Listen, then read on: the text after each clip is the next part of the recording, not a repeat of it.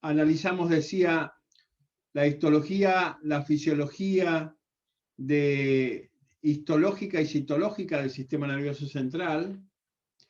Analizamos la médula espinal y sus variantes y componentes fisiológicas. Y hoy nos vamos a dedicar a ordenar al menos una parte de lo que hay dentro del cráneo, de cómo funciona, de qué jerarquía estructural tiene y cómo estudiarlo desde el punto de vista fisiológico. Lo primero que debemos recordar es que todo el contenido craneano está rodeado por una barrera, que es la barrera hematoencefálica, que básicamente está constituida o tiene como función central la de generar por endocitosis y exocitosis posterior la transferencia de sustancias desde el mundo sanguíneo, barrera endotelial, al mundo neurológico, y básicamente esta situación tiene la característica de ser absolutamente impermeable a macromoléculas. Evidentemente el oxígeno puede pasar, el agua en parte puede pasar, pero las células endoteliales especializadas que recubren el sistema vascular cerebral, básicamente los astrocitos, tienen una importancia capital en el mantenimiento de la hemostasis de las neuronas y de las células gliales y en el bloqueo del acceso de sustancias tóxicas endógenas o exógenas.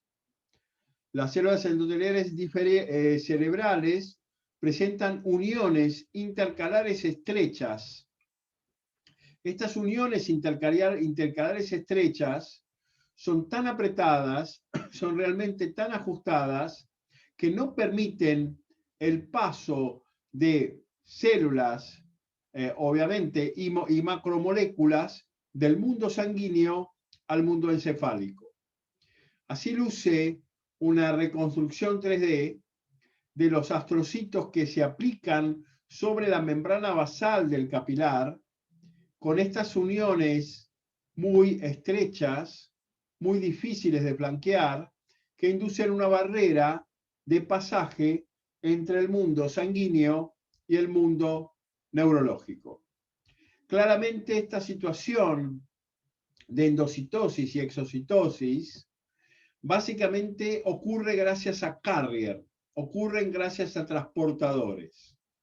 Carrier y transportadores que gastan energía para poder comunicar el mundo sanguíneo con el mundo neurológico. Este gasto de energía entre el mundo sanguíneo y el mundo neurológico hace particularmente vulnerable al sistema nervioso central, dependiente de la provisión de oxígeno, a punto tal que, por ejemplo, si hay una obstrucción arterial en una pierna, ¿sí?, los gemelos pueden estar hasta 24 horas isquémicos, ser posteriormente reperfundidos y recuperarse. Si hay una obstrucción coronaria, el corazón puede estar hasta 6 horas isquémico y en parte recuperarse. Pero si hay hipoxia cerebral, a los 3 minutos, por esta enorme dependencia del consumo energético, el cerebro muere. Si nosotros analizamos los componentes del cerebro, el cerebelo, la protuberancia anular, el bulbo raquídeo y la médula espinal, vemos que todos estos reciben aferencias del medio interno y del medio externo gracias a fenómenos de exterocepción, es decir, sensibilidad externa, propiocepción consciente o inconsciente, que es la sensibilidad de las vísceras internas. Esto llega al sistema nervioso central y el sistema nervioso central responde básicamente funcionalmente con dos cuestiones: contracción muscular y estimulación glandular. En cuanto a la inervación visceral, responsable o que usa como herramienta central al sistema nervioso neurovegetativo, simpático y parasimpático, básicamente esto genera estimulación del músculo liso, del músculo cardíaco y de glándulas. Fundamentalmente después está el sistema somático, nervios motores voluntarios, que básicamente estimulan al músculo estriado esquelético generando contracción. Esto es todo lo que hace el sistema nervioso central, no mucho más que esto. En el sentido de la clasificación general del sistema nervioso central, habíamos hablado del sistema nervioso autónomo, esto lo hemos hablado mucho en muchos aspectos de la fisiología. Hablamos la clase pasada de médula espinal y hoy vamos a hablar de encéfalo. Y a saber y a recordar para la preparación de la materia, el encéfalo tiene 4 actores. El cerebro, el diencéfalo, que es el núcleo central más profundo del encéfalo, el tronco encefálico, que es la comunicación entre el encéfalo y la médula espinal, y el cerebelo. Del cerebro vamos a analizar hemisferios y corteza, del diencéfalo vamos a analizar sus componentes conjunto con la amígdala, el hipocampo y el cuerpo calloso que conforman al sistema límbico. Del tronco encefálico, mesencéfalo es el tronco encefálico más metido en el medio del cráneo, por eso es mesencéfalo, tectum y acueducto de Silvio. El puente es la transición entre mesencéfalo y bulbo, y el bulbo, donde está la formación reticulada, sede, por ejemplo, del sistema activador reticular ascendente, despertar, sede, por ejemplo, de los núcleos de control respiratorio que ya vimos, del control cardiovascular que ya vimos, forman todo esto la formación reticulada. Finalmente el cerebelo, vermis, hemisferios y pedúnculos, que como vamos a ver, tienen que ver con el control de los movimientos. Hablemos un poco de los hemisferios cerebrales. Los hemisferios cerebrales lógicamente son 2 y tienen la característica de controlar contralateralmente al hemicuerpo. El hemisferio izquierdo controla al hemicuerpo derecho, el hemisferio derecho controla al hemicuerpo izquierdo. En general podemos decir que las funciones del hemicuerpo izquierdo tienen que ver con la lógica, tienen que ver con el pensamiento matemático abstracto, con el sentido del orden, el lenguaje escrito, hablado, razonamiento y la habilidad numérica. Mientras que el hemisferio derecho tiene que ver con el sentir metafísico, la espiritualidad, la imaginación de símbolos, la intuición, la percepción tridimensional, el sentido artístico. Todo esto obviamente conectado por el cuerpo calloso, que induce una bidireccionalidad en cuanto a la conexión de estas funciones globales biencefálicas. Vamos a tratar de ir en la clase desde lo más grosero, lo más amplio, a lo más específico y lo más puntual de las estructuras anatómico-funcionales en la fisiología cerebral. En este sentido, vamos a retomar una teoría que a mí me gusta mucho para comprender qué es lo que le pasa a un individuo con daño cerebral, que es la teoría del cerebro trino de MacLean. Básicamente, si ustedes toman una tortuga, una víbora o un pez, la limitación funcional de su sistema nervioso central, de su encéfalo, se denomina cerebro reptiliano, es decir, de los reptiles, básicamente vinculados a automatismos de preservación y supervivencia inmediata. Un pez, una tortuga, una víbora, lucha, se reproduce y se alimenta, nada más. Esto implica que no tiene memoria retrógrada de lo que ha hecho, esto implica que no puede aprender. Con la evolución de las especies, en los mamíferos empezó a aparecer lo que se llama cerebro afectivo, denominado sistema límbico. Este sistema límbico básicamente tiene bibliotecas en las cuales van a depositarse información sobre lo que da terror, sobre el concepto de tiempo, de cronología de los eventos, sobre reacciones aprendidas y de respuesta. Este es el cerebro del afecto, es el cerebro del aprendizaje, es el cerebro del vínculo social, y básicamente apareció inicialmente en los mamíferos. En el ser humano, obviamente todo esto es relativo según cada especie, pero en el ser humano, y también en mamíferos superiores, apareció el neocórtex, que básicamente es la corteza creativa, es el cerebro denominado urbano, es el cerebro del pensamiento lógico. Entonces, MacLean dice que la teoría del cerebro T1 básicamente habla de un cerebro profundo reptiliano que básicamente se desarrolló hace aproximadamente 500 millones de años, diseñado para las situaciones básicas. Es el cerebro que controla al sistema nervioso neurovegetativo, el simpático y el parasimpático. MacLean también habla de un cerebro límbico que básicamente está en los mamíferos y en mamíferos superiores y es capaz de poner el pasado en el presente, es la sede de la memoria, es la sede de los afectos.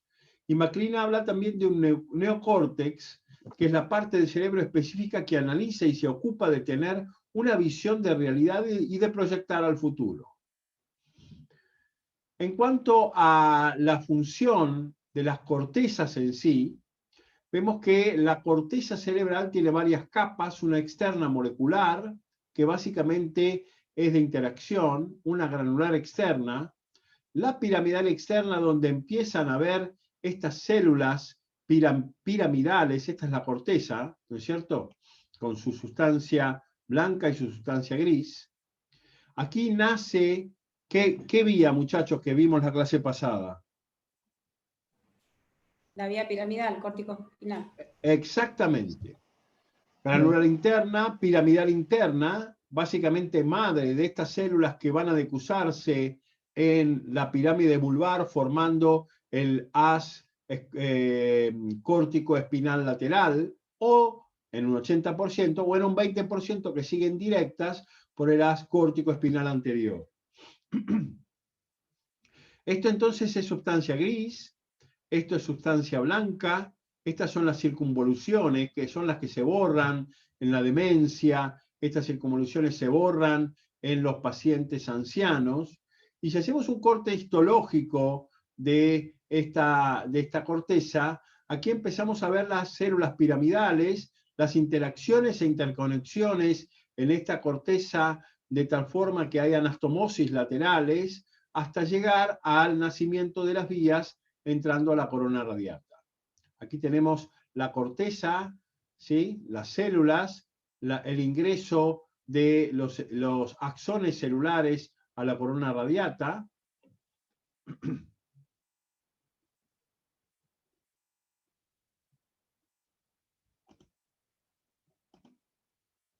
Y básicamente esto es lo que conforma la corteza cerebral.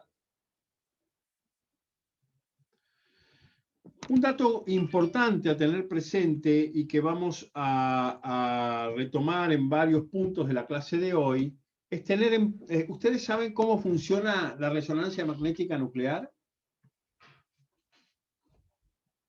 No.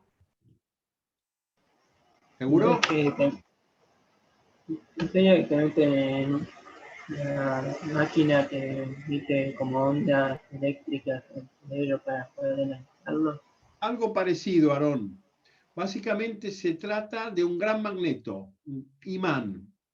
Un imán que expone a un tejido a un campo magnético muy fuerte, de tal forma que todos los electrodos de ese campo magnético se orientan según ese campo magnético. Es decir, si nosotros exponemos a un tejido a una resonancia magnética nuclear, le aplicamos un campo magnético y todos los electrodos se orientan según ese campo magnético. Cuando dejo de aplicar el campo magnético, todos los electrodos vuelven a su situación natural. Todos los electrones vuelven a su situación natural, liberando una energía. La liberación de esa energía es leída por el resonador y básicamente lo que hace es construir, gracias a un software, una imagen en función de esa energía liberada. Si ustedes recuerdan, la hemoglobina tenía un grupo o tenía un núcleo de hierro. Cuando la hemoglobina deja el oxígeno, cambia de conformación. Y esto puede ser leído por el magneto de una resonancia magnética nuclear y entonces informarnos de qué región del cerebro ha consumido oxígeno, porque cuando la oxihemoglobina se desoxigena alimentando un tejido, se transforma en desoxihemoglobina. ¿Esto se entendió? Sí. Bien. Bien. La segunda información básica para entender un montón de cosas que vamos a leer hoy es que básicamente la corteza cerebral, como vimos en las clases anteriores, es capaz de conducir electricidad. Gracias a la apertura de canales de sodio, se despolariza y conduce electricidad. Esta electricidad puede ser leída por un sistema diagnóstico que se llama electroencefalograma.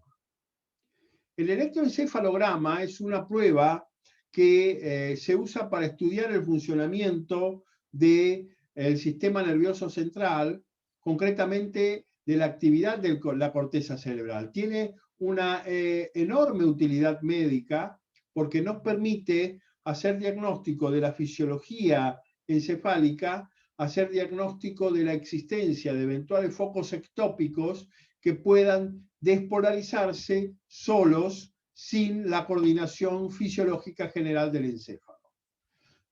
Entonces, el electroencefalograma es el estudio y graficación de la actividad cerebral gracias a electrodos que sectorizan esta actividad cerebral y que básicamente permiten identificar en qué sector está ocurriendo la actividad eléctrica en el cerebro.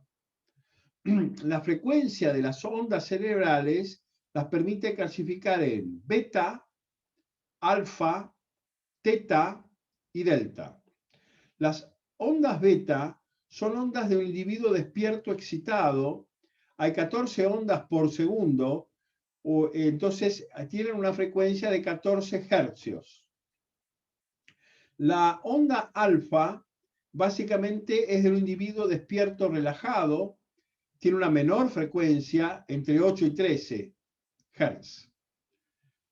El sueño ligero tiene a una menor frecuencia, entre 4 y 7 Hz, y el sueño profundo es la más lenta de todas, entre 0.5 y 3 Hz. Aquí estamos viendo ondas teta, delta, alfa, beta, gamma, y aquí vemos cómo esta chica que está entrando en meditación, básicamente ingresa en un estado de sueño profundo, ¿sí? Enlentecimiento y pasando de ondas beta a ondas delta. ¿Se entendió esto? Sí. ¿Preguntas? Hello. No, profe. Bien. Analicemos un poco más en profundidad los hemisferios y vamos a los lóbulos de los hemisferios. Anatómicamente esta es una clasificación arcaica, pero que vamos a tomar de todas formas para poder ordenar algunos conceptos fisiológicos. Hay una fisura central o fisura de Rolando que separa al lóbulo occipital del lóbulo temporal y hay una fisura lateral o fisura de Silvio que separa al parietal y occipital del temporal. Entonces, occipital, parietal, temporal.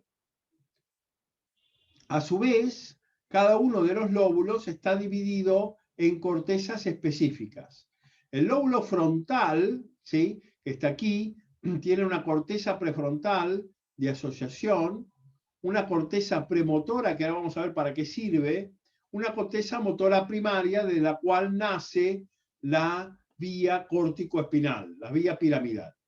El lóbulo parietal tiene una corteza parietal o somatosensorial primaria, que es la entrada general de las sensaciones, de las aferencias sensitivas, una corteza parietal posterior, donde las aferencias son clasificadas bastante más específicamente.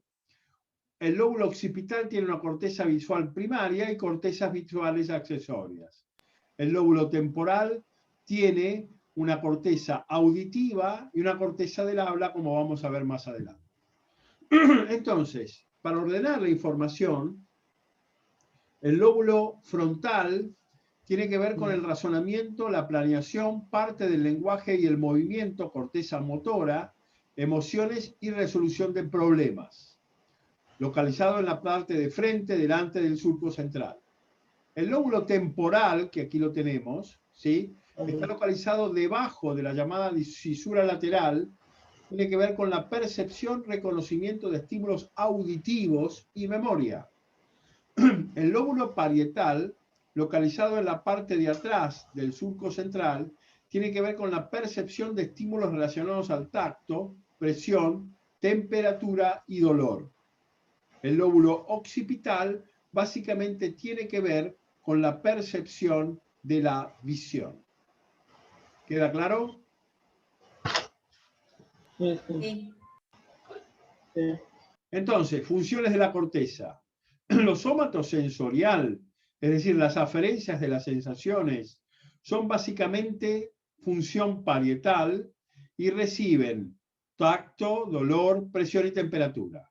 La corteza motora básicamente es lóbulo frontal y se encarga de los movimientos voluntarios. La corteza auditiva se encuentra en el lóbulo temporal y se encarga de la audición. Y la corteza visual es occipital y obviamente se encarga de la vista. ¿Preguntas hasta acá? No. ¿No? Bien.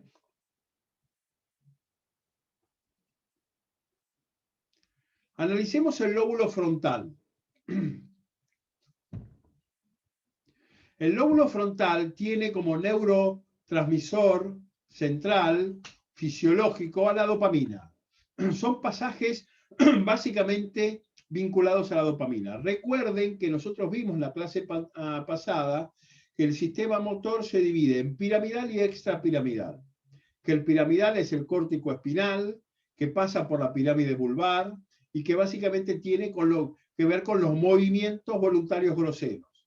Que el extrapiramidal básicamente tiene que ver con el pasaje de esta vía por los ganglios de la base, en los cuales la sustancia negra era un inhibidor y esta sustancia negra generaba dopamina, que al haber ausencia de dopamina se producía la enfermedad de Parkinson.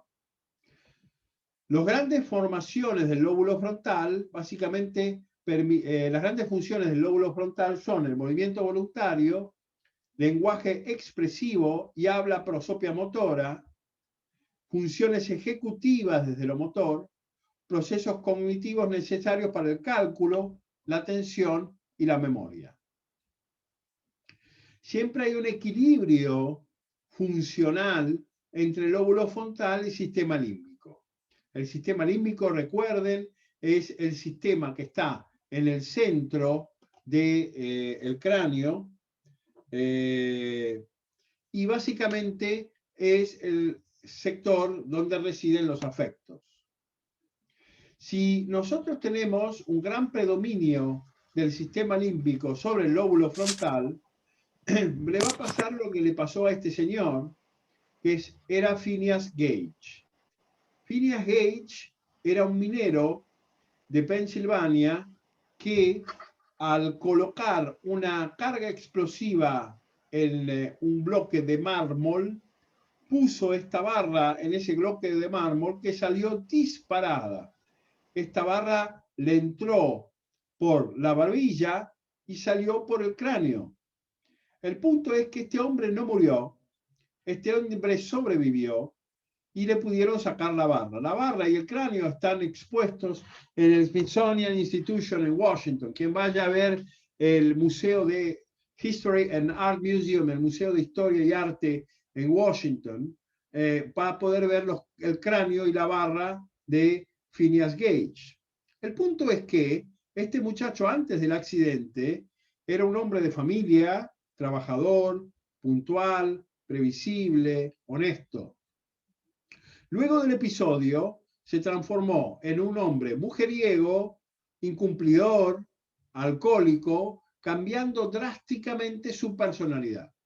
Esto fue un experimento que en realidad permitió hacerle comprender a los neurólogos de esa época que cuando el lóbulo frontal no estaba en funciones y básicamente la actitud de un individuo estaba controlada exclusivamente por el sistema límbico, básicamente no se tenían represiones, no se tenían control de las conductas. Y a esta situación se lo llama frontalización.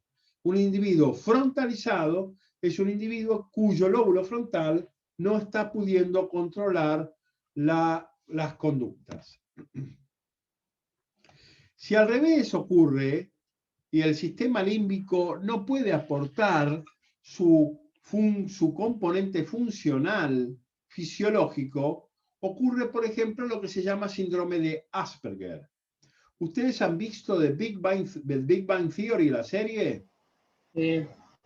Bien, Sheldon, por ejemplo, tiene un típico síndrome de Asperger, un tipo extremadamente inteligente, pero con dificultad de vinculación afectiva con el entorno. Fíjense aquí, en esta resonancia de un síndrome de Asperger, cómo hay una enorme activación frontal y escasa activación límbica en un ejemplo claro de predominio de lo frontal sobre lo límbico. ¿Esto se entendió? Sí, profe, esto se desarrolla, es como un modo de compensación. El síndrome de Asperger no se sabe bien por qué ocurre, pero se ve desde los niños muy pequeños. Un individuo vive toda su vida con síndrome de Asperger. Y básicamente la hipótesis es que las conexiones occipito-límbicas están alteradas o interrumpidas. ¿Sí? Okay. Sí. Bien, en cuanto al lóbulo parietal, básicamente es el que tiene en la corteza somatosensorial primaria lo que nosotros habíamos descrito la clase anterior para lo motor, pero también está perfectamente establecido para lo sensorial, que es el homúnculo de Penfield. Wilder Penfield desarrolló la topografía de las neuronas sensitivas, aclarando muy bien que hay un enorme número de terminales de neuronas sensitivas vinculadas a la mano y a los labios, y un mucho menor número para el resto del cuerpo. Esto ocurre en la corteza somatosensorial primaria, y en el lóbulo occipital lo que ocurre es que la corteza primaria actúa como una aduana general de aferencias sensitivas. Digamos, llega todo, todo después es clasificado y esa aduana va a ver si se trata de una encomienda, si se trata de una carta, si se trata de una bomba, clasificando lo que llegó inicialmente a la primaria en el lóbulo parietal, en los accesorios. En cuanto al tacto, básicamente está en esta primaria. El gusto está en la base de la primaria, justo en vinculación con el lóbulo temporal. La vista es occipital. El oído es temporal, justo en vinculación con el parietal. Y el olfato está profundamente deprimido en el lóbulo temporal.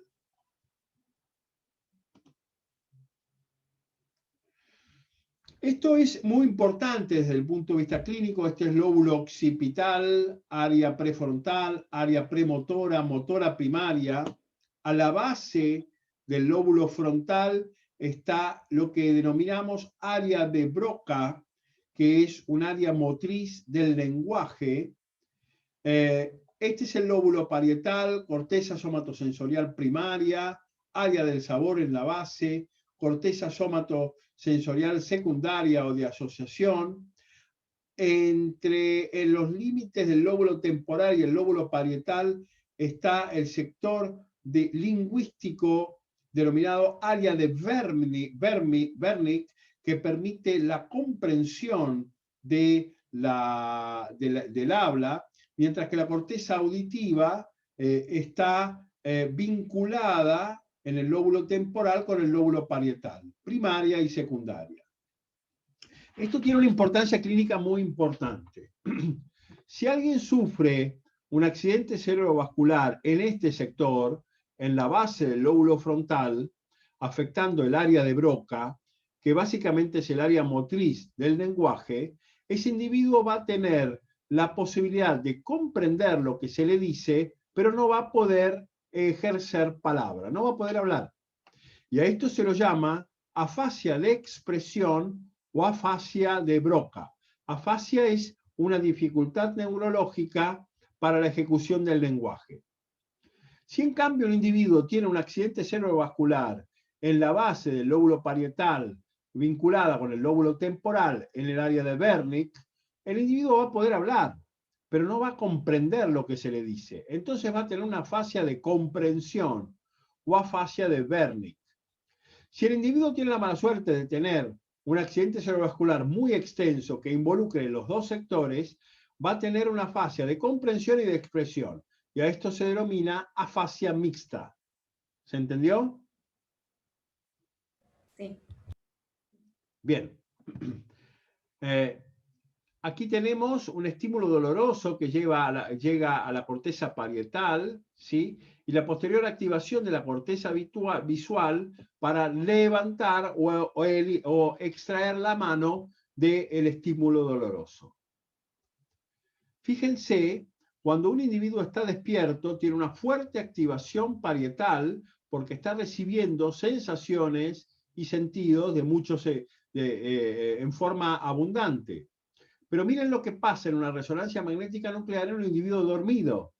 Hay muy baja recepción global, dispersa de todo el cerebro, básicamente no pudiendo entonces verificarse una activación selectiva del lóbulo parietal como hay en los individuos despiertos. Este es un individuo con déficit atencional. Este es un síndrome neurometabólico en el cual el individuo no es capaz de activar selectivamente el área parietal y básicamente no es capaz de generar reacción. Pero tratándolo con metilfenidato, el individuo recupera activación del área parietal, mejorando entonces las funciones que tienen que ver con la comprensión y la atención. Si hablamos del lóbulo temporal, como dijimos, básicamente tiene que ver con la comprensión de la palabra, tiene que ver con el olfato, y sus lesiones son las que generan las afasias de Wernicke y Broca que acabamos de mencionar. Esta es la vía auditiva que ustedes van a ver en el práctico, ¿sí? Vean que la vía auditiva tiene su primer neurona en el tallo cerebral, que pasa por el tálamo y llega a la corteza auditiva del lóbulo temporal. En cuanto al lóbulo occipital, básicamente tenemos que es el punto de activación de la visión. Este punto de activación de la visión, aquí tenemos una resonancia magnética nuclear de un paciente estimulado lumínicamente. Como ven, activa una corteza occipital primaria, pero también activa secundarias, que son las que permiten clasificar el estímulo lumínico y poder actuar en consecuencia. Esta es la vía óptica, y aquí tenemos las cortezas occipitales primaria, secundaria y terciaria, ¿sí? Y esta vía óptica también la van a ver más en profundidad en el práctico. Bien, ¿cómo organizamos o reaccionamos al movimiento? Lo primero que ocurre es la activación del área sensorial, es decir, todo esto movilizado, como dijimos, por la dopamina, ¿sí?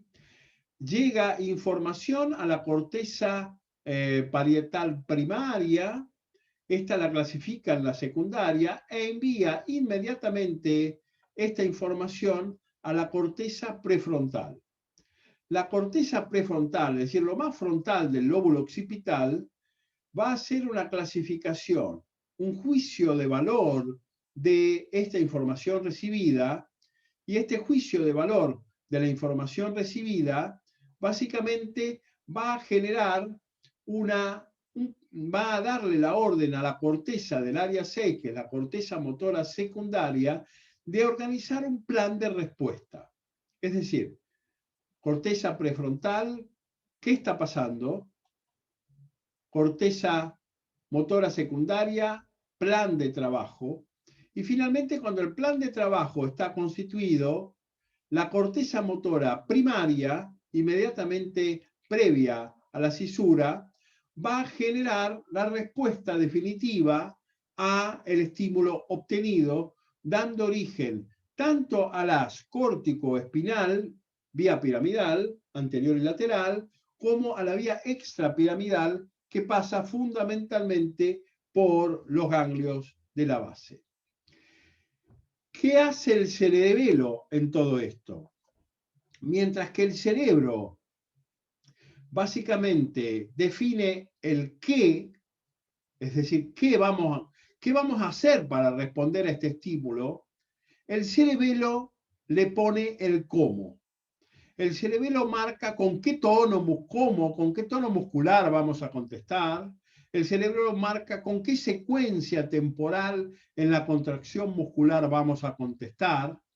En el cerebelo, por ejemplo, se aprenden los deportes. Un tenista que practica el saque lo practica en el cerebelo. Es el cerebelo que guarda las fórmulas de coordinación, de tono postural, de tono muscular, de secuencia de contracción muscular, para que un ejercicio se produzca de manera precisa.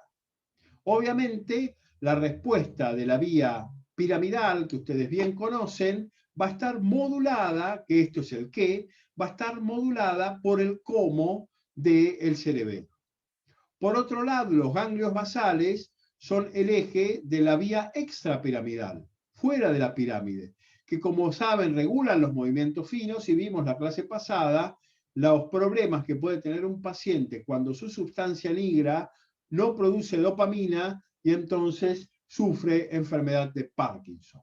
¿Preguntas hasta acá? No. ¿No? Bien. Obviamente, todas estas zonas son pasibles de depósito de beta amiloide, como vamos a ver más adelante, generándose entonces la enfermedad de Alzheimer.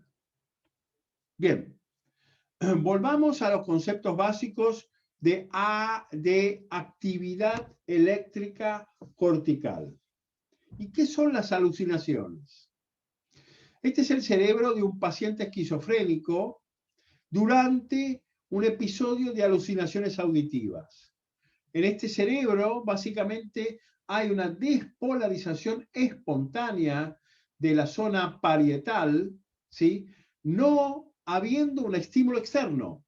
No hay ningún estímulo externo, se despolariza espontáneamente la zona parietal, y esto básicamente hace que la zona parietal, generando una corriente de percepción, le haga creer al individuo que alguien le está hablando, le haga creer al individuo que escucha voces. Esto obviamente está en contacto con el tálamo, con la cultura, con el sistema límbico, con lo cual el individuo también le da un valor afectivo a esas voces. Y esto genera la angustia de un individuo esquizofrénico que escucha voces.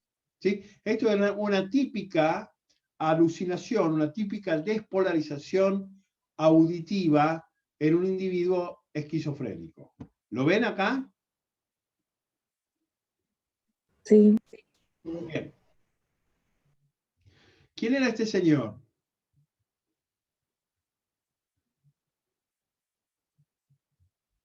Hola. ¿Quién es este señor?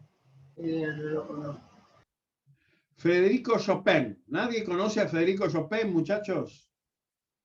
No. Un gran músico polaco. Lamento profundamente que no lo conozcan, pero básicamente este era un genio de la música, casado con una escritora que tuvo que asumir un nombre de hombre, George Sand, una gran escritora, que obviamente a la cual le mandaba cartas. El estudio de sus cartas actuales permitieron diagnosticar focos de despolarización espontánea, alucinaciones en el lóbulo temporal que Federico Chopin volcaba al pentagrama, siendo este el motor de la composición de algunas de las obras más maravillosas de la historia de la música. Este muchacho, ¿sí?, no es un jugador de River Plate, es un individuo, un futbolista que está sufriendo una despolarización espontánea de las neuronas de su corteza cerebral, entrando en una convulsión tónico-clónica generalizada. A este fenómeno se le denomina epilepsia.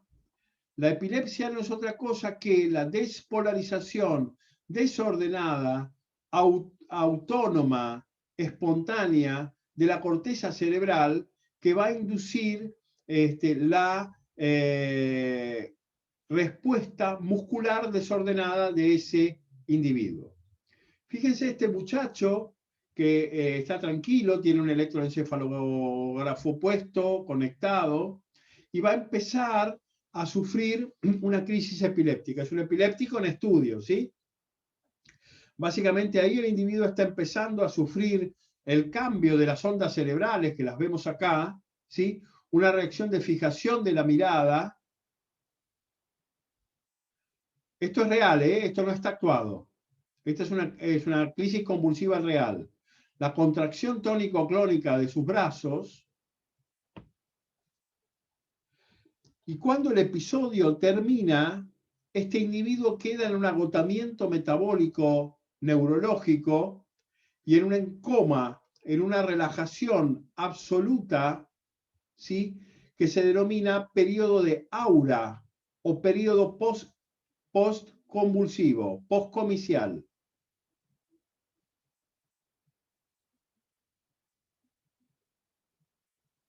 Ahí está empezando a ceder la convulsión.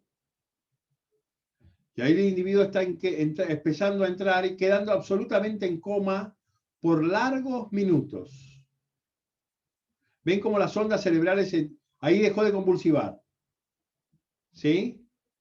¿Ven cómo bajó la frecuencia de las ondas cerebrales? Miren acá. Bien. ¿Entendieron lo que es una crisis epiléptica? Sí. En paralelo a todo esto, podemos decir que, vamos a decirlo ahora, ¿cómo definimos muerte? Muchachos, ¿qué es muerte? Que alguien me defina El corazón deja de funcionar. de ninguna manera.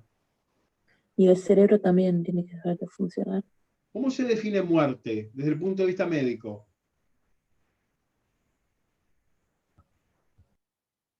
Desde el punto de vista médico, la muerte es la inactividad cerebral. Un individuo puede estar latiendo, puede estar incluso latiendo fuerte, pero la muerte se define como dos electroencefalogramas absolutamente planos, es decir, sin actividad cerebral, separados de 6 horas el primero del segundo. En ese momento, un individuo, aunque lata su corazón, de una persona jurídica se transforma en una cosa, porque muere la persona jurídica y ese individuo, siendo una cosa, puede haber donado sus órganos y ser un donante de órganos. Para esto también sirve el electroencefalograma. ¿Queda claro? Sí. Sí. Bien. Las epilepsias pueden ser crisis generalizadas o crisis parciales. Las crisis generalizadas son las que acabamos de ver, que pueden ir desde un paciente absolutamente paralizado, atónico, flojito, sin convulsiones, a una convulsión tónico-clónica generalizada como la de este individuo. Las epilepsias pueden ser también locales o focales, en las cuales un individuo contraiga brazos o piernas, o un solo brazo, o tenga crisis de ausencia, y este tipo de epilepsias o crisis focales o parciales se los denomina petit mal, pequeño mal. ¿De acuerdo? Sí, Bien, aquí tenemos una resonancia magnética nuclear por PET-CTC, Positron Emission Tomography, básicamente viendo cómo la despolarización durante una epilepsia es por ondas, tal como cuando tiramos una piedra en un estanque, se generan las ondas excéntricas desde el punto donde cayó la piedra. El mismo comportamiento tiene una crisis epiléptica en un cerebro. Durante una epilepsia, muchachos, tenemos que hacer varias cosas muy importantes. Primero, si tenemos la ocasión de ver a un paciente convulsivar, no hay que dejarlo solo nunca. Dos, observar la característica de la crisis. Poder contarle al neurólogo que la atendió si fue una crisis general, si movió un solo brazo, si torció la mirada hacia un costado. Observar la crisis. 3. Despejar el área, sacarle a los curiosos de encima. 4. Aflojar la ropa. 5. Proteger la pared.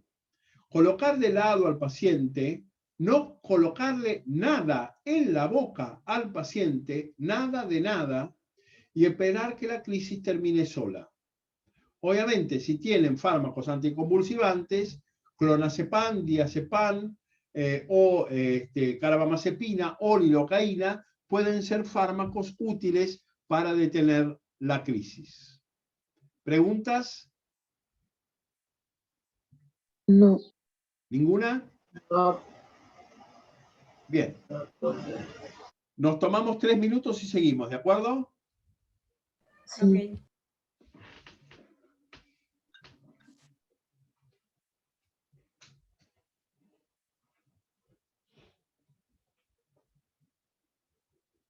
Ruthcita, ¿cómo estás? Hola. ¿Cómo estás? Bien, vos te cuento que estoy en el médico ahorita porque creo que nos vamos la próxima semana. Entonces vine a ver al psiquiatra.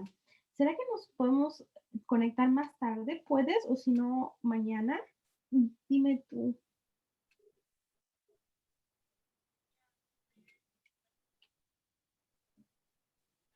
Dale.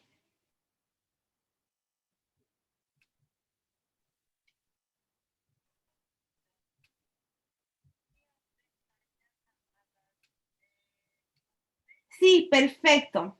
Perfecto, perfecto. Dale. Micrófono. Dale, mil gracias, Ruchita. Te mando un besito. Chau, chau.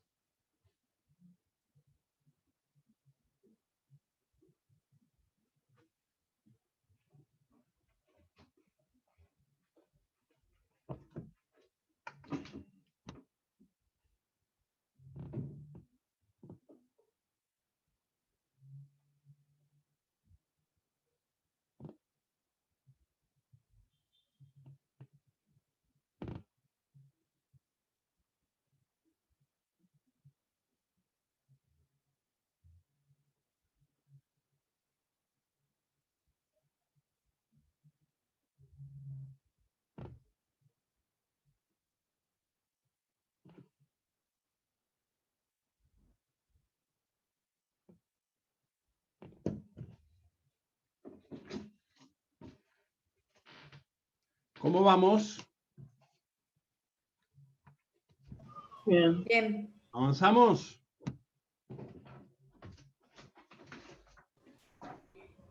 Dale.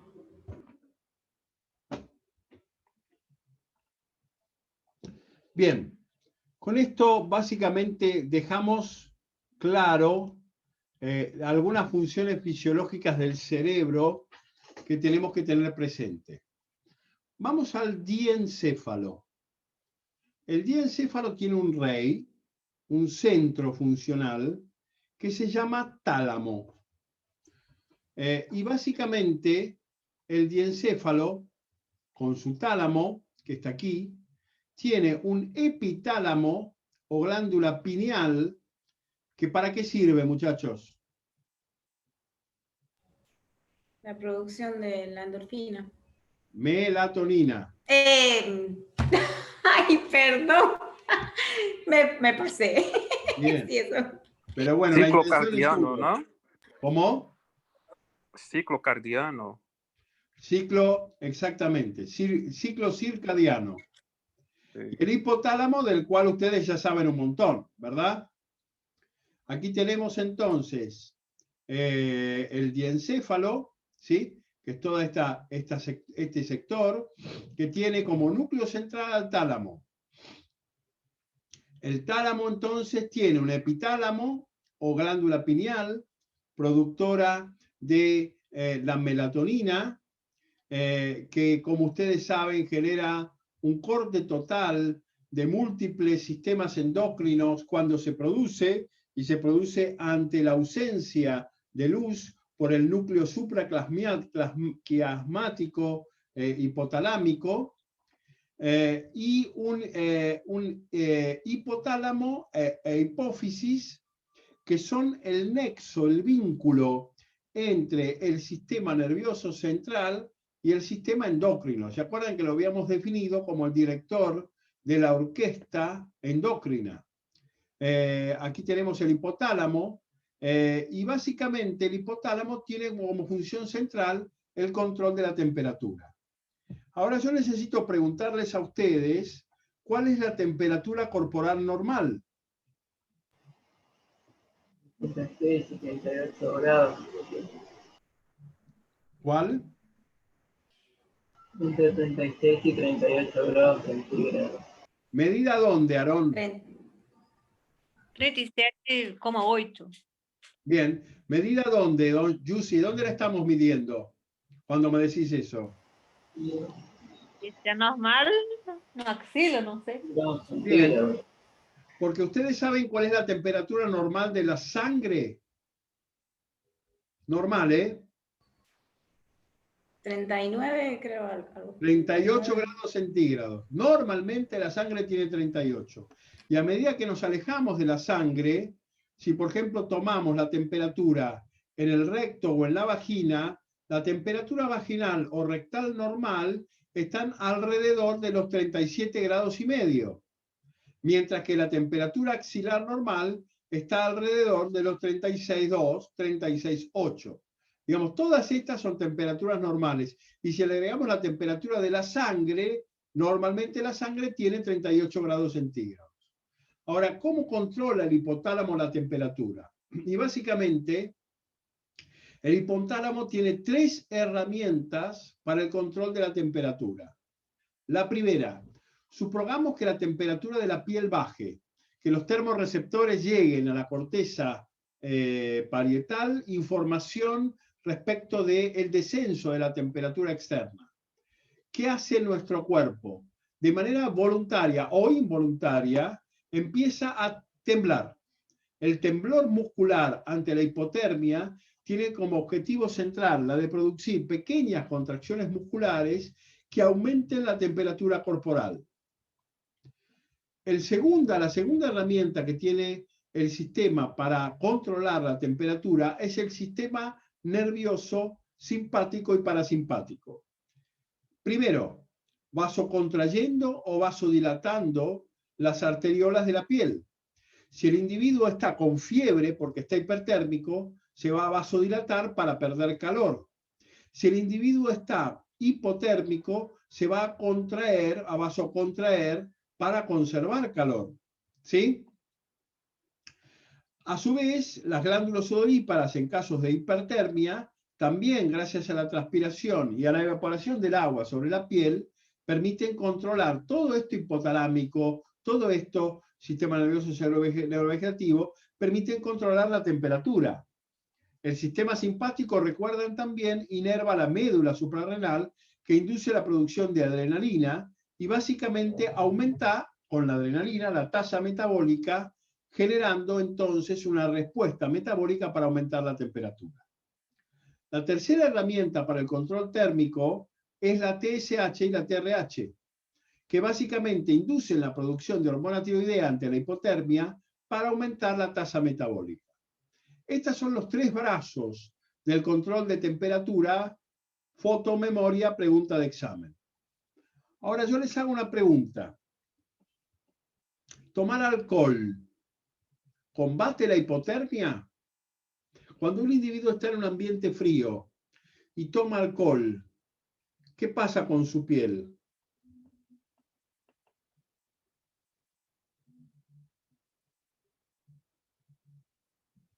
Hola. Yo he visto que toman en las películas. ¿Cómo? Yo he visto que toman whisky, toman los rusos principalmente, por algo será, ¿no? Sí, y básicamente para combatir el frío. El alcohol tiene varios fenómenos o varias respuestas centrales. Como vimos, estimula los receptores GABA generando inhibición. Como vimos, estimula la producción de hormona antidiurética generando la pérdida de agua. Inhibe la producción de hormona antidiurética generando la pérdida de agua, pero también genera vasodilatación periférica. Con lo cual, si ante la hipotermia tomamos alcohol, nos vasodilatamos. Y si nos vasodilatamos, yo les pregunto a ustedes, ¿aceleramos o retrasamos la hipotermia? ¿Cómo? La hipotermia se retrasa. ¿Por qué? Si vos te vasodilatás, ¿perdés más o menos calor? No, genera más calor porque la sangre circula más. La sangre circula más por los capilares. ¿Y se enfría o se calienta cuando circula por los capilares? No, se calienta. ¿Cómo se va a calentar? Si está en contacto con el exterior. ¡Ah! Es como el radiador de un auto. Ok. Se enfría la sangre, con lo cual el alcohol ante bajas temperaturas, lejos de calentarnos, acelera la llegada del individuo a la hipotermia. ¿Sí? Ok. Bien. Los ganglios de la base, que están debajo del tálamo, también tienen que ver con las funciones asociadas del sistema extrapiramidal. En cuanto al tálamo en sí, que como vimos es el eje central del diencéfalo y del sistema límbico, básicamente tálamo significa en latín dormitorio, thalamus. Y esto viene del griego talamos, que quiere decir casa, domo, ¿sí? El tálamo nupcial es el lecho de un matrimonio, por ejemplo, así se lo llama. El tálamo incluye funciones de transmisión de sensación espacial, señales motoras de la corteza cerebral junto con la regulación de la conciencia, el sueño, la vigilia. La corteza cerebral tiene la capacidad de regular sus entradas a través de un filtro del tálamo. Es decir, el tálamo es un filtro que, como vimos en la clase anterior, permite que algunas sensaciones vayan a la corteza volviéndose conscientes o queden en el sistema límbico reducidas a la inconsciencia.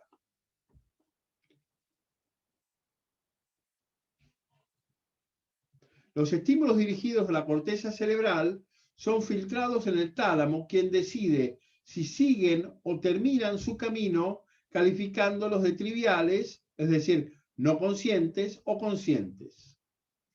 El tálamo se lo divide en un tálamo del medio, tálamo medial, en un tálamo del lado, tálamo lateral, y un tálamo de adelante o tálamo anterior. Básicamente, el tálamo, como dijimos, es el centro del sistema límbico, circulando todo alrededor del tálamo en el sistema límbico. Entonces tenemos dos tálamos, ¿sí? Un tálamo derecho, un hemitálamo derecho, un hemitálamo izquierdo, dividido por una cripta media, un tálamo medial y un tálamo lateral. ¿Sí?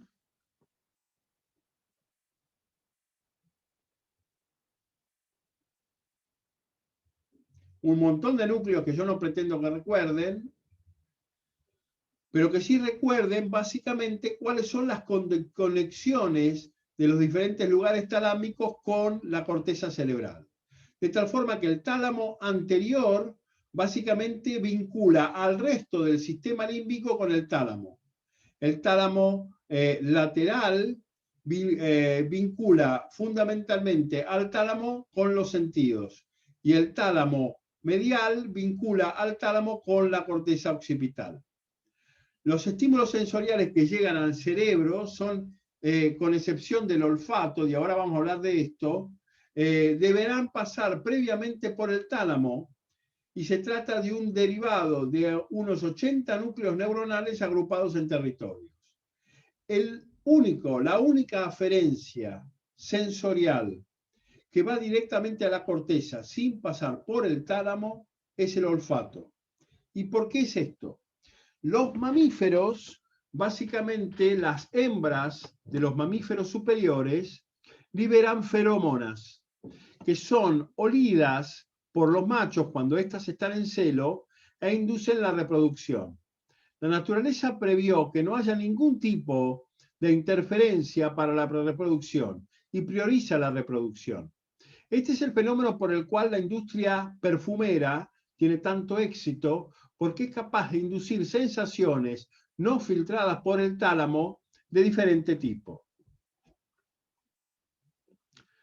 Bien, entonces tenemos un tálamo medial que está vinculada al lóbulo frontal, un tálamo anterior que está vinculada al sistema límbico y un tálamo lateral que está vinculado a los sentidos.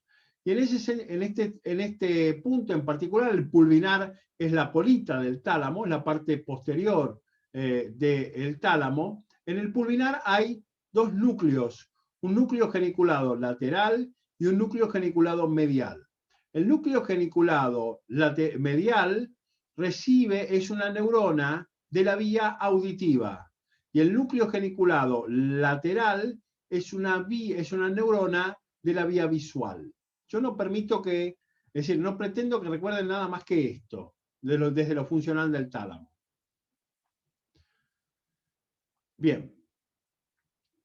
En el sistema límbico también están los cuerpos estriados, que son básicamente una conexión del tálamo con los ganglios de la base, putamen, globo pálido y sustancia nigra, que ya la tenemos aquí, y el cuerpo estriado lo que hace es conectar los ganglios de la base en sí para lograr funcionalidad en la vía extrapiramidal.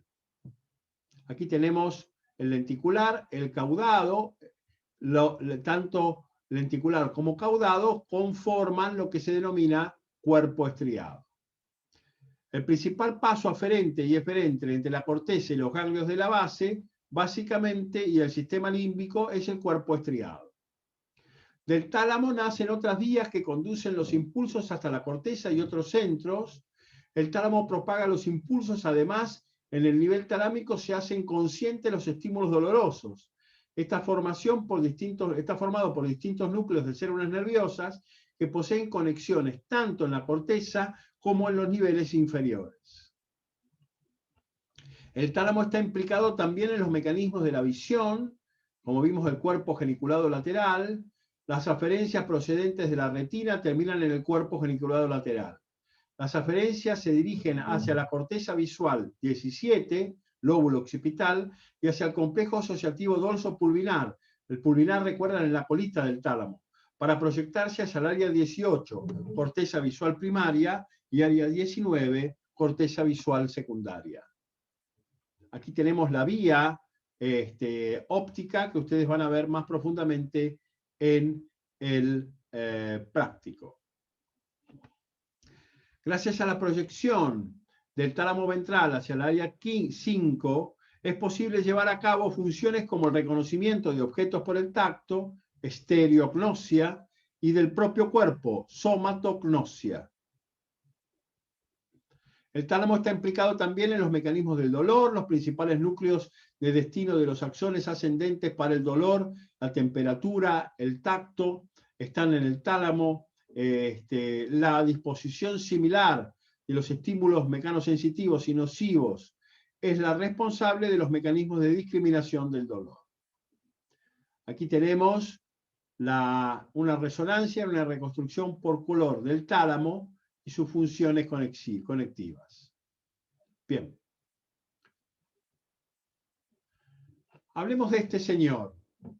Este señor sufre algo que se denomina síndrome de enclaustramiento. El síndrome del enclaustramiento es una forma particular de coma que se denomina coma vigil.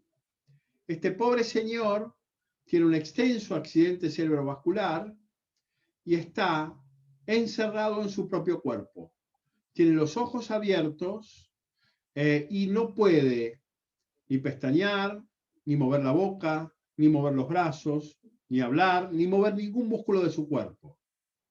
Con este señor, en la Universidad de Western Ontario, en Canadá, básicamente se hizo un experimento para ver si efectivamente un individuo con síndrome de enclaustramiento es capaz de percibir o no. Y se le pidió, se le habló, aunque no se sabía si él escuchaba, que pensara en sí o en no frente a cada respuesta, frente a cada pregunta que se le hacía. Al señor se le sometió a una resonancia magnética nuclear para ver si se activaba algo durante el sí o si activaba algo durante el no. Y se vio perfectamente que este individuo que parecía desconectado del universo activaba zonas del sí o zonas del no en su tálamo. Y básicamente esto permitió entender que este señor tenía perfecta recepción, pero que simplemente tenía la posibilidad de comunicarse. Como consecuencia de todo esto, tenemos que ser extremadamente cuidadosos en hablar en lo que se dice frente a individuos en coma, porque estos individuos pueden estar perfectamente percibiendo lo que estamos diciendo y en función de lo que estamos diciendo, eventualmente profundizar su sufrimiento. ¿Esto se entendió? Sí. Bien.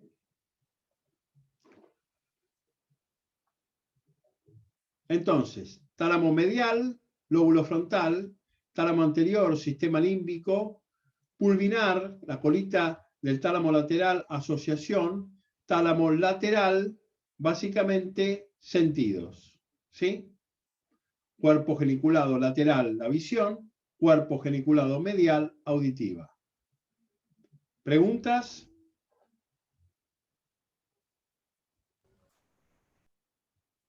¡Hey! ¿Qué pasa No. con el electroencefalograma? No, profe. Bueno, paramos 3 minutos y seguimos. Ok.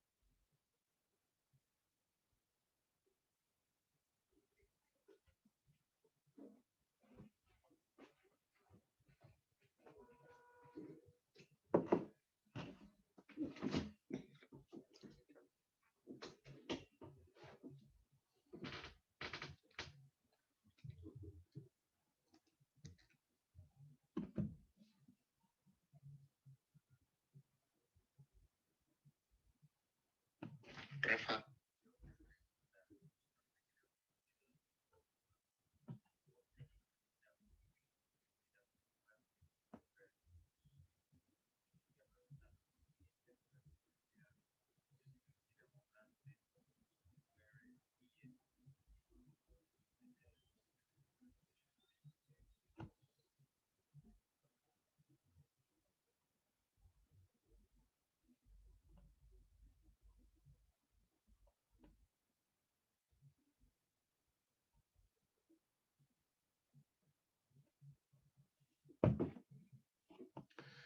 ¿Están ahí, muchachos? Sí. Sí. Y Bien. Vamos a ocuparnos ahora de sumar algunos actores a toda esta cuestión y básicamente vamos a hablar de los actores que completan al sistema límbico, ¿sí? Y los actores que completan al sistema, primero que nada vamos a hablar de qué se trata el sistema límbico. El sistema límbico es un conjunto de sustancias de vuelta con el tálamo en el centro, el hipocampo, el cíngulo, que es esta zona de la corteza aquí, la amígdala y obviamente la hipófisis y el hipotálamo. Es decir, que vamos a sumar como actores al sistema límbico la corteza cingulada, el cuerpo calloso, que obviamente es una autopista, el fornix, del cual hablamos, hipófisis, hipotálamo, amígdala e hipocampo. Aquí está el sistema límbico, diencéfalo, ¿sí? Y básicamente núcleo central del cráneo, con sus componentes.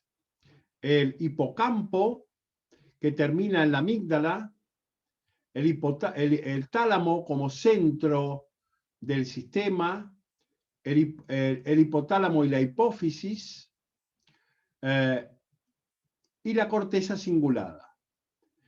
El sistema límbico es un sistema formado por varias estructuras cerebrales que gestionan las respuestas fisiológicas ante estímulos emocionales. Están relacionados con la memoria, la atención, instintos sexuales, emocionales, como el placer, el miedo, la agresividad, la personalidad, la conducta. El sistema límbico está compuesto por el tálamo, el hipotálamo, el hipocampo, la amígdala, cuerpo callosos y básicamente el mesencéfalo. Mientras que el cerebro reptiliano, habíamos dicho, es el tallo cerebral, es el mesencéfalo, es el bulbo, la protuberancia, y básicamente implica la respuesta a la huida, la reproducción y el alimento, el sistema límbico básicamente implica el placer, la recompensa, el castigo, el cólera, el miedo, y está compuesto por todos estos elementos. Y todo esto se relaciona con el neocórtex, que es la racionalidad, el análisis, el razonamiento, la creación, etcétera, etcétera. El neurotransmisor central del tálamo es claramente la serotonina, que es el motor del sistema límbico.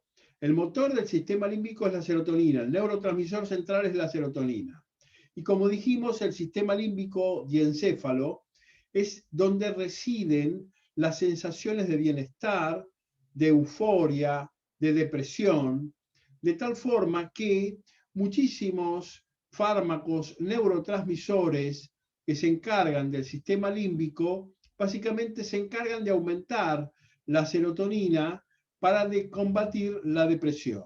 Muchos neurotransmisores aumentan la serotonina en situaciones de depresión, generando situaciones de bienestar, inhibiendo la recaptación de la serotonina. El tálamo, el sistema límbico también es fuertemente estimulado gracias a las aferencias visuales, auditivas, por ejemplo, una PlayStation, ¿sí? Este es un individuo expuesto a videojuegos, ¿sí? Video games in the brain, que evidentemente tiene una activación del tálamo, del hipocampo, de todo el sistema límbico muy fuerte bajo el juego visual. Lo mismo pasa con los celulares. Ahora, recuerden ustedes, ¿qué pasa cuando un tejido es muy bombardeado por un determinado neurotransmisor? ¿Qué pasa con sus receptores? Con el número de sus receptores. Se agotan. Se agotan. Entonces se produce lo que se llama regulación en baja, down regulation. Y para mantener la actividad de esos receptores se necesita mucho neurotransmisor. Fíjense lo que pasa en un individuo pasivo, no expuesto al videojuego, donde la activación del sistema límbico es mucho más baja. Esto genera una dependencia literalmente química, por déficit de serotonina, de los individuos a los videojuegos, de los individuos al celular. Con lo cual, esto es una dependencia química real del sistema límbico a este tipo de estimulación. Este es el motivo por el cual, cuando Mark Zuckerberg quiso lanzar el Facebook Kids, niños para niños, en Estados Unidos, la Asociación Americana de Médica se lo prohibió, porque básicamente ya estaba documentado que la utilización de pantallas genera adicción desde muy temprano en la niñez. Entonces, sistema límbico, tálamo, hipotálamo, hipófisis, amígdala, hipocampo, corteza cingulada. Sistema límbico vinculado al tálamo, la amígdala, el trígono fornix, que es una autopista, la corteza cingulada, el hipocampo. Vamos a ver cómo funcionan estas cosas y para qué sirven. Y empecemos con la amígdala. La amígdala, como dijimos, está en el extremo del hipocampo, es en la parte terminal del hipocampo, y básicamente cuando un individuo siente una sensación de temor, básicamente se activa la amígdala. Fíjense esta chica que es perseguida por el tarado de su novio que está detrás, que no se identifica en el núcleo amigdaloide, sí, en la amígdala, la sensación de temor, activando el sistema simpático, aumentando su frecuencia cardíaca, aumentando su presión arterial y preparándose para la huida, interpretando que está siendo víctima o objeto de algún proceso que la pone en riesgo. Cuando el tarado que está atrás se identifica y se da cuenta ella que es su novio y valora la situación, la amígdala se inactiva y entonces la sensación de temor o de agresión se desactiva. La amígdala, que como dijimos está al final del hipocampo, básicamente es una aferencia que tiene que ver con las sensaciones de temor. Condicionamientos de la respuesta al miedo mediante técnicas de neuroimagen confirmaron que la participación de la amígdala es central en la adquisición del miedo condicionado. La magnitud de la activación de la amígdala está relacionada con la fuerza de la respuesta de miedo y esto básicamente ha sido claramente documentado. En los humanos, la estimulación eléctrica de la amígdala produce síntomas de miedo y ansiedad como el aumento del ritmo cardíaco, el aumento de la presión sanguínea, incremento del tono muscular y sensación objetiva de miedo y ansiedad, ya descrito por Chapman en 1954. Dicha estimulación también aumenta la secreción de adrenalina periférica. Entonces, amígdala, hipotálamo, respuesta neuroendocrina, respuesta neurológica en función de la activación simpática. La respuesta de la amígdala frente a estímulos emocionales puede evaluarse mediante técnicas de neuroimagen funcional. Esta es una resonancia en un individuo en el cual ve una cara que le es amigable y una estimulación visual básicamente de una situación que lo pone en peligro. Fíjense cómo se activan fuertemente las amígdalas. Bien. Obviamente que la activación de la amígdala también pone en marcha el sistema endocrino, la somatomedina, el crecimiento tisular, de tal forma que, por ejemplo, una mujer fértil expuesta a graves situaciones de estrés puede absolutamente dejar de menstruar por la inhibición en la producción de FSH y LH. Bien. El trígono y el septum pellucidum son básicamente situaciones estructurales y el fornix está inmediatamente por arriba del hipocampo, es una vía de conducción. No es más que una autopista para que las conexiones del sistema límbico se verifiquen. El septum pellucidum es una pared que separa el hemisferio derecho e izquierdo en el centro del sistema límbico. Hablemos ahora de la corteza cingulada. La corteza cingulada es esta cosa azul que está por arriba y que se pone en contacto con el hipocampo y con el globo pálido, y que básicamente tiene que ver, aquí la tenemos, tiene que ver con el área de Brodmann 24, 32 y 36, y juegan rol que básicamente tiene que ver con el reconocimiento y la anticipación del premio, por ejemplo. Toma de decisiones, empatías y emociones. Aquí tenemos la corteza cingulada, ¿sí?, en rojo, por arriba de todo lo que es el diencéfalo o sistema límbico. La corteza cingulada anterior tiene como función integrar las emociones y el conocimiento, y básicamente es lo que, por ejemplo, reconoce el dolor, reconoce estímulos auditivos, anticipa el premio, y es lo que se activaba en el perrito de Pavlov cuando este desgraciado le mostraba la comida y el sonido, activando todo el sistema neurovegetativo en la salivación del perro. ¿Se acuerdan que esto lo vimos en digestivo? Sí. Bien. Finalmente vamos a hablar del hipocampo. El hipocampo es ese... Ven que todo cierra un circuito alrededor del tálamo, ¿sí? El hipocampo es aquello que está vinculado con la amígdala y es otro tipo de... Es una biblioteca igual que la amígdala, pero mientras la amígdala básicamente compara sensaciones de temor, el hipocampo, que está vinculado a la amígdala, aquí lo vemos, y relacionado con el fornix, tiene forma de hipocampo, y por eso se llama así, tiene forma de caballo de mar, recibe información talámica, septal, hipotalámica, singular, de todos lados, y lo que hace el hipocampo es ponerle una relación cronológica, establecer una sensación de tiempo en las sensaciones que el individuo está sintiendo. Entender si esto ocurrió antes, si esto ocurrió ahora, si esto no había ocurrido nunca nada. El hipocampo es un banco de recuerdos. Es lo que le pone el tiempo a esta situación. Esta es una imagen de hipocampo activado en un individuo haciendo el ejercicio de memoria, por ejemplo. El hipocampo, en estudios de la Universidad de Stanford, demostró que puede ayudar para predecir, por ejemplo, la capacidad de los individuos para el aprendizaje de las matemáticas.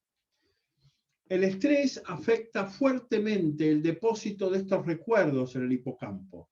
El estrés tiene como consecuencia el descenso de la masa del hipocampo. Fuerte estrés es capaz de generar una reducción de la masa del hipocampo.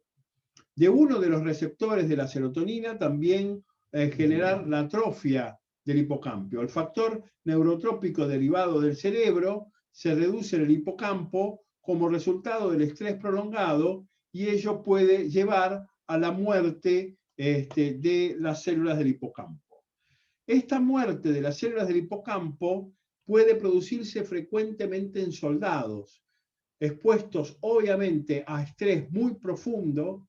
Estos soldados expuestos a estrés muy profundo sufren una atrofia del hipocampo, generando un fenómeno que se denomina estrés postraumático. Los escáneres de imagen por resonancia magnética de veteranos con estrés postraumático mostraban un tamaño menor del hipocampo, peor del lado derecho que el izquierdo. Cuanto mayores eran los problemas en relación de la memoria, el hipocampo era menor en tamaño luego de un gran estrés. A esto se lo denomina estrés postraumático y tiene su base en una reducción de la masa tisular del hipocampo. ¿Sí? Uno de los problemas centrales del Alzheimer es el depósito de beta-amiloide, de un residuo metabólico de la lisis proteica en el hipocampo. Este es el hipocampo normal, con una formación, con un neuropil, es decir, con una densidad normal de conexión interneuronal, y este es el neuropil severamente deteriorado por el depósito de beta-amiloide en la enfermedad de Alzheimer. Aquí estamos el beta amiloide viendo cómo se deposita en el hipocampo, generando alteraciones importantes en la recuperación de memoria, en la comprensión de la secuencia temporal en la enfermedad de Alzheimer. ¿Sí? ¿Preguntas? No. Bien. Finalmente tenemos los cuerpos mamilares, que están acá abajo en el sistema límbico, y que simplemente son puntos de conexión de impulsos nerviosos que proceden de la amígdala y el hipocampo, y que reenvían estos impulsos al tálamo y al tracto mamilotalámico. Los cuerpos mamilares están aquí y cierran el circuito corteza cingulada, hipocampo fornix, globo pálido, etcétera, etcétera. Bien.